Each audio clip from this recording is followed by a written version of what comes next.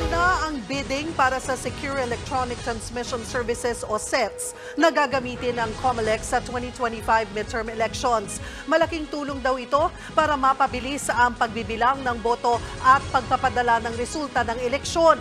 Nasa frontline ng balitang yan, si Gio Robles. Higit isang taon bago ang 2025 midterm national at local elections, nagsagawa ng bidding ang Commission on Elections o COMELEC sa kanilang headquarters sa Palacio del Gobernador sa Intramuros, Maynila. Para yan sa Secure Electronic Transmission Services o SETS na importante sa pagbibilang ng boto. Dalawang kumpanyang nagsumite ng aplikasyon kabilang ang EBI Solution Incorporated at Ion Resources na joint venture sa Arden Network. Ayon kay COMELEC spokesperson Attorney John Rex Laujanco, mapapabilis ng SETS ang vote counting at pag-verify sa transmitted election results. Send to all o sabay-sabay kasing maipapadala ang electronic result ng halalan. Mula sa mga automated counting machines o ACM papunta sa consolidation and canvassing systems, National Board of Canvassers, data centers, poll watchdogs at maging sa mga miyembro ng media.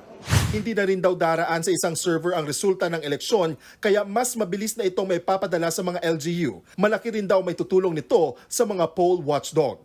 Mas mapapadali po dahil ngayon ang ating PPServy, ang ating NAMFREL, ang ating Lente, may sarili na silang server. So from there, pwede na sila po mag-start ng kanilang quick count.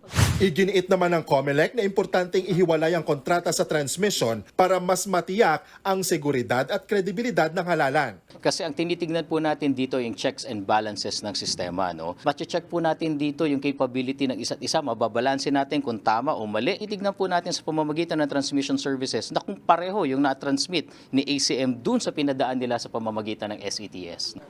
Ang mapipiling kumpanya ay daraan sa panibagong kwalifikasyon sa ilalim ng financial eligibility at post-qualification evaluation.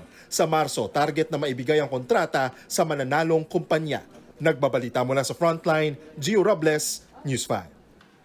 Kaugnay ng balitang yan, idiniklarang panalo sa bidding ang Ion Resources na joint venture sa Ardent Network. Pinagsusumite ang kumpanya ng karagdagang dokumento para sa post-qualification evaluation.